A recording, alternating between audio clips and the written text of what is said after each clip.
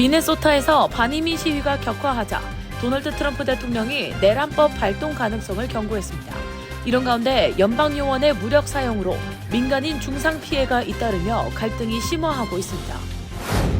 이민세관 단속국 아이스가 인공지능 AI 시스템 오류로 인해 충분히 교육받지 않은 신입 요원 일부를 단속 현장에 배치했던 사실이 드러났습니다. 이란에 대한 미국의 군사적 움직임을 둘러싸고 국제사회가 촉각을 곤두세우고 있습니다. 군사적 대비와 외교적 중재가 동시 진행되면서 중동 전반의 긴장감도 한층 높아지고 있습니다. 스콧 베센트 미 재무장관이 미국 정부 복지 수급자들에게 해외 송금 제한 방침을 경고하면서 논란이 일고 있습니다. 연방수사국 FBI가 기밀 유출 사건을 수사하는 과정에서 워싱턴 포스트 기자의 자택을 압수수색하는 일이 벌어져 언론 자유가 침해되고 있다는 우려의 목소리가 높아지고 있습니다. 뉴욕 주정부가 일자리 수요가 높은 분야를 중심으로 대학 등록금을 전액 지원하는 무료 대학 정책 확대를 발표했습니다.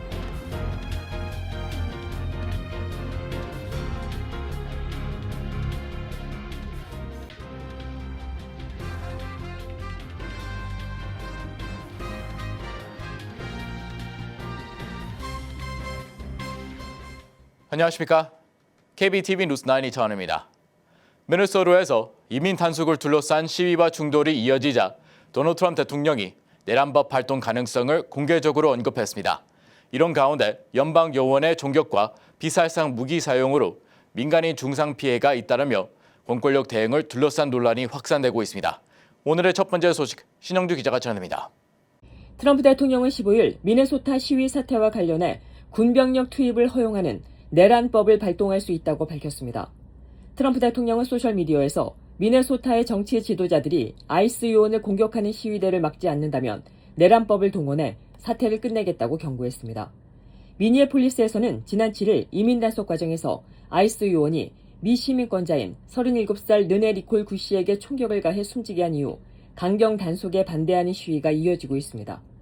이런 가운데 국토안보부는 지난 14일 미니애폴리스 북부에서 불법 체류 혐의를 받고 있는 베네수엘라 국적 남성을 체포하는 과정에서 연방요원이 발포했다고 밝혔습니다.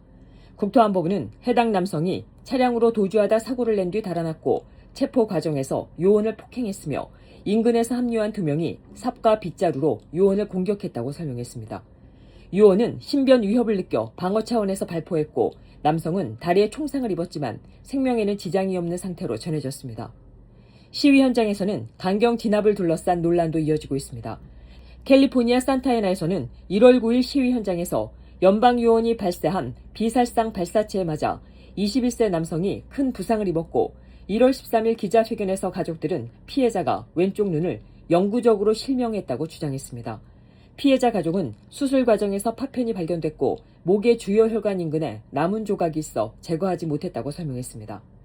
반면 국토안보부는 시위대가 돌과 폭죽 등을 던졌다고 밝히며 폭력 시위에 대응한 조치였다고 반박했습니다. 미네소타 주정부와 미니애폴리스 세인트폴시는 연방정부의 단속 방식이 헌법상의 권리를 침해했다며 소송을 제기했고 법원은 정부 측에 가처분 요청에 대한 답변을 월요일까지 제출하라고 한 상태입니다. 국토안보부는 지난해 12월 초 이후 미네소타에서 2,000건이 넘는 체포가 이뤄졌다며 단속을 멈추지 않겠다고 밝혔습니다. 연방정부의 강경한 단속과 지역사회 반발 속에 내란법 발동 가능성까지 거론되면서 미네소타의 긴장은 한층 더 고조되고 있습니다. KBTV 뉴스 신영주입니다. 이민세관 단속국 아이스가 인공지능 AI 시스템 오류로 인해 충분히 교육받지 않는 신입 요원 중 일부를 현장에 배치했던 사실이 드러났습니다. 최근 잇따른 총격 사망 사건과 맞물리면서 트럼프 행정부의 강경 이민 단속 기조와 현장 안전 문제에 대한 우려가 커지고 있습니다. 김은지 기자의 보도입니다. 이민세관 단속국 아이스가 신입 요원 채용 과정에서 지원자의 이력서를 인공지능 AI 기술로 자동 분류하는 과정에서 오류가 발생해 신입 요원 중 일부가 교육도 받지 않은 상태로 현장에 투입됐다는 보도가 나왔습니다. 아이스는 경찰 등 다른 기관에서 법 집행 요원 경력이 있는 지원자는 4주간 온라인 교육만 이수한 뒤 현장에 투입하고 관련 경력이 없는 지원자는 조지아주 글린코에 위치한 연방 법 집행 훈련센터에서 8주간 대면 훈련을 받도록 하고 있습니다. 이 훈련에는 이민법 이해와 총기 사용법 및 규제, 체력 검사 등이 포함되어 있습니다. 하지만 AI가 이력서를 분석하는 과정에서 준법 지원 담당자와 같은 직무 표현이나 아이스 요원이 되고 싶다는 문구가 포함된 경우 비경력자를 경력자로 잘못 분류한 사례가 확인됐습니다. NBC 뉴스는 이 같은 오류가 대규모 채용이 시작된 지 약 한 달 뒤인 지난해 가을 내부에서 파악됐다고 전했습니다. 아이스는 이후 이력서를 사람이 직접 검토하도록 절차를 수정했으며 잘못 분류된 신입 요원들은 다시 연방법집행훈련센터에 입소해 재교육을 받도록 한 것으로 파악됐습니다. 다만 잘못 분류된 요원이 정확히 몇 명인지 등은 아직 공개되지 않았습니다. 이 같은 문제는 최근 미네소타와 캘리포니아주에서 발생한 아이스 관련 총격 사망 사건과 맞물리며 무력 사용과 요원 숙련도를 둘러싼 논쟁을 전국적으로 확산시키고 있습니다. 트럼프 행정부는 하나의 크고 아름다운 법안 통과로 확보한 예산을 바탕으로 1인당 5만 달러의 입사 보너스를 내걸고 아이스 대규모 신규 요원 채용에 나섰습니다. JD 벤스 부통령은 팍스뉴스와의 인터뷰에서 아이스 인력이 대폭 확대되고 요원들이 가가호호 방문하게 되면서 추방 숫자가 급격히 늘어날 것이라고 말했습니다. 이에 대해 시민사회 일각에서는 수정헌법 제4조가 보장하는 부당한 수색 및 체포 금지 원칙이 침해될 수 있다는 우려도 제기되고 있습니다. 여론도 부정적으로 변화하고 있습니다. 미네소타주에서 아이스 총격으로 르네 굿이 사망한 직후 실시된 유거브 여론조사에 따르면 응답자의 52%가 아이스 운영 방식이 잘못됐다고 답했습니다. 아이스에 대한 호감도는 1년 전 16%에서 마이너스 14%로 급락한 것으로 조사됐습니다. 전문가들은 아이스 대규모 채용과 강경 단속이 동시에 진행되는 상황에서 요원 교육과 선발 과정의 허점이 공공안전 문제로 이어질 수 있다고 경고하며 AI 기반 분류 시스템에 대한 엄격한 검증의 필요성도 제기하고 있습니다. KBTV 뉴스 김은지입니다. 이란의 반정부 시위가 격화되는 가운데 미국의 군사적 움직임을 둘러싸고 국제사회가 촉각을 곤두세우고 있습니다. 항공모함 전단 이동과 자국민 현지 인력 철수 권고가 잇따른 한편 사우디아라비아와 카타르 등 거프 지역 주요국들은 미국의 외교적 해법과 자제를 요청하며 이란에 기회를 줄 것을 설득하고 나섰습니다. 신영주 기자가 전합니다. 이란 전역에서 반정부 시위가 이어지는 가운데 미국의 대응 수위를 두고 국제사회의 긴장감이 확산되고 있습니다. 뉴스네이션에 따르면 남중국해에 배치되어 있던 미 해군 핵추진 항공모함 에브리엄 링컨호 전단이 중부사령부 작전 책임구역으로 이동 중인 것으로 전해졌습니다. 중부사령부는 이란을 포함해 중동과 아시아, 아프리카 등 21개국을 관할하는 지역으로 항모 전단의 이동 자체가 이란 사태를 둘러싼 미국의 경계태세가 강화되고 있음을 보여주는 신호로 받아들여지고 있습니다. 미국은 동시에 중동 최대 거점인 카타르 아르데이드 공군기지의 일부 직원들에게 철수 권고를 전달했고 이란에 체류 중인 국민들에게도 인접국으로 즉각 대피할 것을 권고했습니다. 이 같은 조치가 알려지면서 미국이 영내 불안정 가능성에 대비하고 있다는 관측이 나오고 있습니다. 외교 무대에서도 긴박한 움직임이 이어지고 있습니다.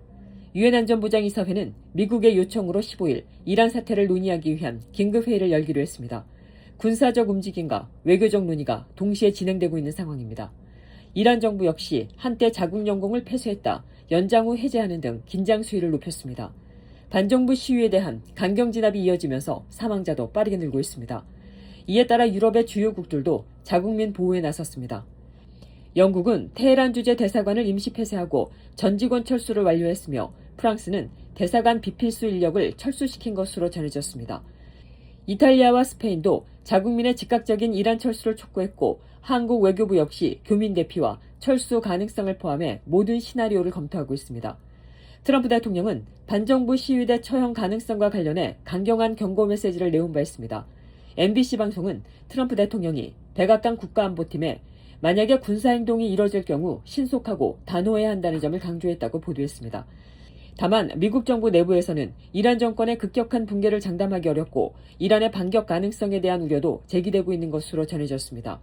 이런 가운데 사우디아라비아와 카타르 등 걸프 지역의 주요국들은 미국에 자제를 요청하며 이란에 외교적 기회를 줄 것을 촉구하고 있습니다.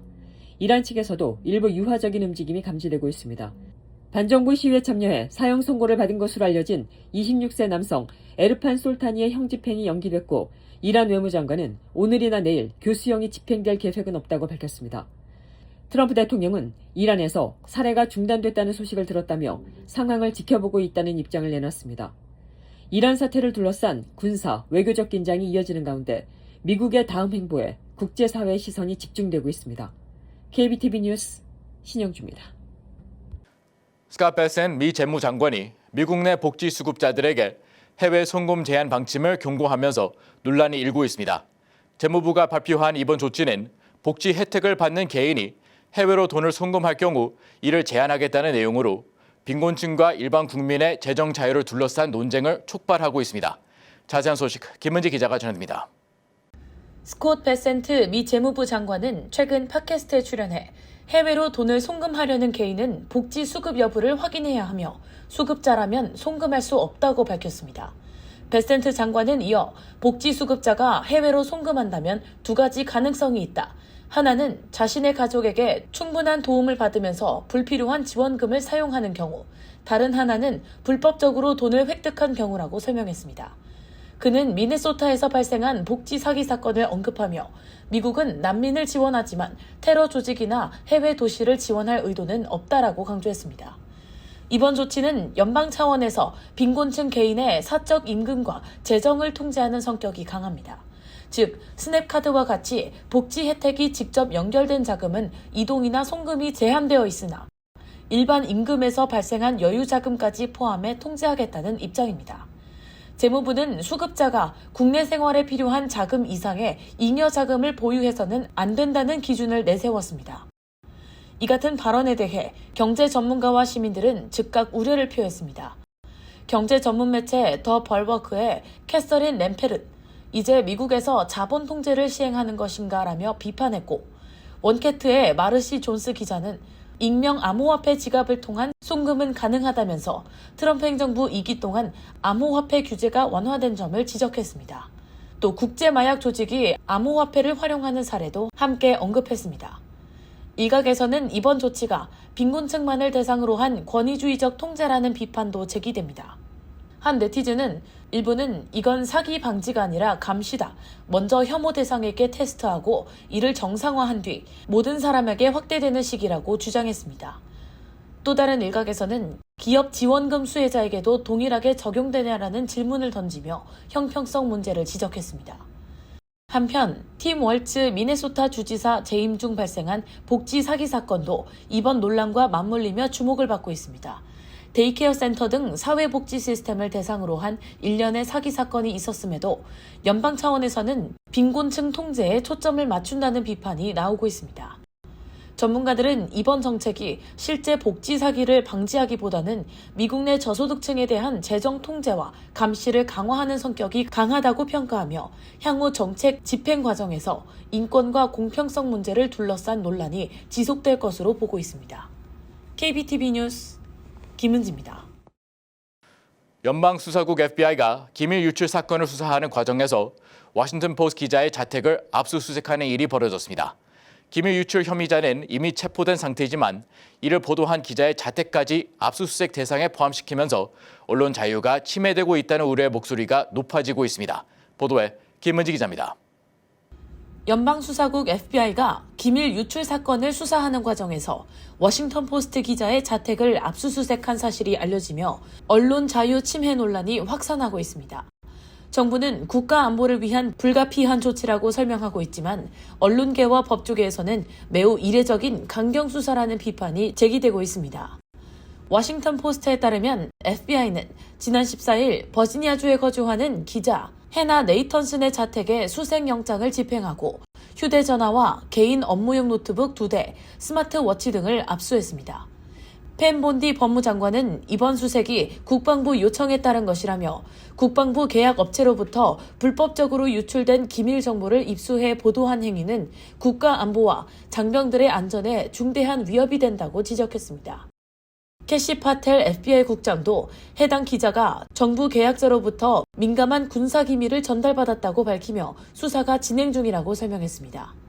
이번 사건의 핵심 피의자는 최고 등급의 보안 시스템 관리자 아우렐리오 페레스 루고네스로입니다. 루고네스는 지난 8일 국가방위 관련 기밀 정보를 불법으로 보관 및 유출한 혐의로 기소돼 구금 중입니다. 형사 고소장에 따르면 루고네스는 기밀 보고서를 열람한 뒤 화면을 캡처하거나 출력해 보관했고 일부 문서는 그의 도시락 가방과 자택 지하실에서 발견됐습니다.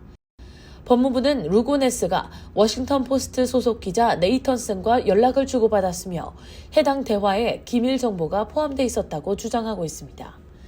그러나 유출 혐의자가 이미 체포 기소된 상황에서 기자의 자택까지 압수수색한 것은 극히 드문 사례라는 지적이 나오고 있습니다. 뉴욕타임스는 연방요원이 언론인의 자택을 직접 수색하는 경우는 매우 이례적이라고 전했으며 1980년 제정된 개인정보보호법 역시 기자가 범죄에 직접 연루되지 않는 한 취재 자료에 대한 강제 수색을 엄격히 제한하고 있다고 설명했습니다. 언론계의 반발도 거세지고 있습니다. 국경 없는 기자회는 언론인은 정부의 기밀이라 할지라도 공익 목적으로 보도할 권리가 있으며 이는 수정헌법 제1조가 보호하는 핵심 권리라고 강조했습니다. 네이턴슨 기자는 연방공무원 관련 보도를 담당하며 최근까지 1000명이 넘는 내부 고발자와 접촉하고 있다고 밝힌 바 있습니다. 국가 안보와 언론 자유라는 두 가치가 정면 충돌하는 가운데 이를 둘러싼 법적 사회적 논란은 더욱 확대될 것으로 보입니다. KBTV 뉴스 김은지입니다. 뉴욕주 정부가 일자리 수요가 높은 분야를 중심으로 대학 등록금을 전액 지원하는 무료 대학 정책 확대를 발표했습니다. 이번 사안은 뉴욕시에서 치솟는 보육비로 가계 부담이 커지고 있다는 보고서가 나온 가운데 발표됐습니다. 신영주 기자가 전합니다. 뉴욕 주정부가 성인 재교육을 통한 경제적 자립을 지원하겠다며 수요가 높은 분야를 중심으로 대학 등록금을 전액 지원하는 무료 대학 정책 확대를 발표했습니다. 캐시 호컬 뉴욕 주지사는 이번 정책이 일자리 수요가 높은 분야로의 진입을 돕는 데 초점을 맞췄다고 밝혔습니다. 지원 대상은 25세에서 55세 사이 성인으로 항공교통 관제와 교통 분야, 물류, 재난비상관리, 간호학 등 새롭게 추가된 전공을 포함해 준학사 과정의 등록금은 물론 교재비와 수수료, 학습에 필요한 물품까지 전액 지원받게 됩니다.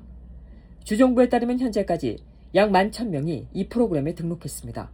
호컬 주지사는 새로운 커리어를 시작하려는 뉴욕 주민들에게 의미 있는 기회라고 평가했습니다. 이런 가운데 뉴욕시에서는 보육비 부담이 가계에 큰 압박으로 작용하고 있습니다. 최근 조사에 따르면 뉴욕시 아시안 부모 5명 중 1명은 보육비 부담 때문에 보육시설 이용을 줄이거나 중단한 경험이 있는 것으로 나타났습니다. 조사에서는 특히 대학 학위가 없거나 젊은 부모일수록 보육비 부담에 더 취약한 것으로 확인됐습니다. 보육비 부담이 지속되는 상황에서 뉴욕 주정부는 성인 재교육과 직업 전환 지원을 통해 노동시장 참여를 뒷받침하겠다는 입장입니다. 주정부의 무료 대학 정책 확대가 가계 부담 속에서 일자리를 모색하는 성인들에게 어떤 영향을 미칠지 귀추가 주목됩니다. KBTV 뉴스 신영주입니다. 뉴저지주에서 운전면허증을 새로 발급받거나 갱신하는 시민권자는 자동으로 유권자 등록이 이루어지게 됩니다. 필 머피 주지사는 지난 12일 주 차량국에서 운전면허를 발급 또는 갱신할 때 유권자 자동 등록을 의무화하는 법안에 서명했습니다. 이에 따라 투표 자격이 있는 18세 이상 시민권자가 면허 업무를 처리하면 별도의 신청 없이 유권자로 등록되며 이후 통보를 통해 정당을 선택하거나 등록을 거부할 수 있습니다. 정부는 이번 제도가 유권자 등록률과 투표 참여를 높이는 데 도움이 될 것으로 기대하고 있으며 특히 저소득층과 소수계에 긍정적인 영향을 줄 것으로 보고 있습니다. 다만 공화당 일각에서는 비시민권자가 유권자로 등록될 가능성을 우려하고 있습니다. 새로운 법은 2년 뒤에 시행될 예정이지만 주정부 판단에 따라 조기에 시행될 수 있습니다. 뉴욕시를 포함한 미국 주요 도시에서 발생한 버라이즌 통신 장애와 관련해 버라이즌이 공식 사과하고 피해 고객에게 요금 크레딧을 제공하겠다고 밝혔습니다. 버라이즌은 수요일 저녁 공식 소셜미디어를 통해 많은 고객들을 실망시켜 진심으로 사과드린다며 장애에 영향을 받은 고객들에게 계정 크레딧을 제공하고 추가 안내를 하겠다고 전했습니다. 통신 장애 현황을 집계하는 다운 디텍터에 따르면 이번 장애는 수요일 낮 12시 30분쯤 시작돼 한때 10만 명이 넘는 이용자가 접속 문제를 신고했습니다. 뉴욕시 이외에도 보스턴과 워싱턴 DC, 시카고, 피닉스 등 여러 대도시에서 장애가 동시에 발생한 것으로 나타났습니다. 버라이즌은 엔지니어들을 투입해 문제 해결에 나섰다고 밝혔지만 수요일 늦은 밤까지도 2만 명 이상이 장애를 신고한 것으로 집계됐습니다. 이후 뉴욕시 시간으로 밤 11시쯤 버라이즌은 통신 장애가 해결됐다고 공식 확인했습니다. 뉴욕시 스카이라인을 내려다볼 수 있어 많은 등산객이 찾는 뉴저지 공원 트레일이 낙석사고로 폐쇄됐습니다. 뉴저지 팰리세이즈 인터스테이트 공원관리 당국에 따르면 지난 금요일 오전 8시 15분쯤 공원 내 자이언트 스텝스 구간 인근 절벽에서 낙석이 발생했습니다. 이 사고로 약 50야드 구간이 영향을 받았고 이로 인해 허드슨강과 뉴욕 전경이 보이는 쇼어 트레일이 전면 통제됐습니다. 당국은 추가 낙석 위험이 있다며 등산객들에게 해당 구간 접근을 피할 것을 당부하고 있습니다. 다행히 이번 사고로 인명피해는 발생하지 않았습니다. 팰리세이즈 공원은 과거에도 낙석 사고가 있었던 지역으로 당국은 현재 현장 안전점검을 진행 중이며 추가 상황은 추후에 공지할 예정입니다. 범죄 혐의로 기소되거나 반복적인 직무비위로 징계를 받은 뉴저지 경찰들 가운데 상당수가 별다른 제재 없이 연금 전액을 수령하고 있는 것으로 드러났습니다. 뉴저지주 감사기관이 발표한 조사 보고서에 따르면 형사처벌을 받았거나 사직 또는 해임된 전직 경찰들 중 일부는 연금 박탈 여부를 판단하는 공식 심의조차 거치지 않은 채 은퇴했습니다. 조사 대상 약 60명 가운데 21명은 연금 감액이나 박탈 심사에서 누락됐으며 여기에는 아동 음란물 혐의로 유죄 판결을 받은 경찰도 포함된 것으로 확인됐습니다. 보고서는 정보 공유 부족과 허술한 감독으로 인해 공공 신뢰를 훼손한 경찰들이 명예로운 공직 수행을 전제로 한 연금제도의 취지를 무력화했다고 지적했습니다. 뉴저지주는 조사 결과를 검토하며 제도 개선 여부를 검토 중이라고 밝혔습니다. 잠시 후 커뮤니티 브리핑을 전해드립니다.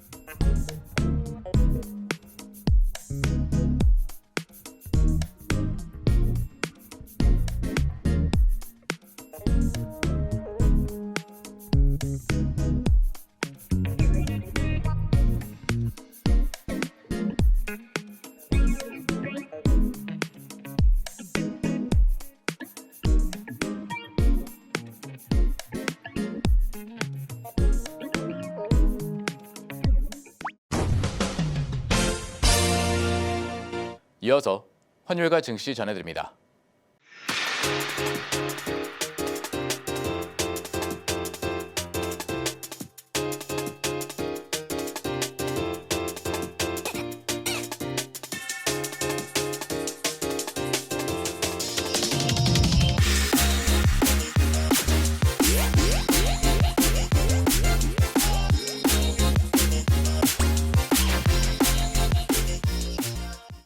잠시 후 뉴욕과 뉴저지 날씨 전해드립니다.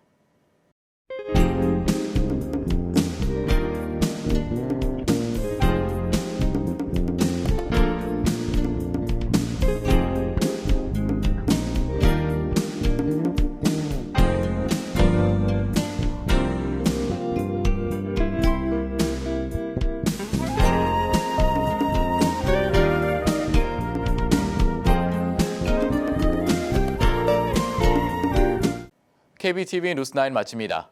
오늘도 시청해주셔서 감사합니다. 편안한 밤 보내시 기 바랍니다.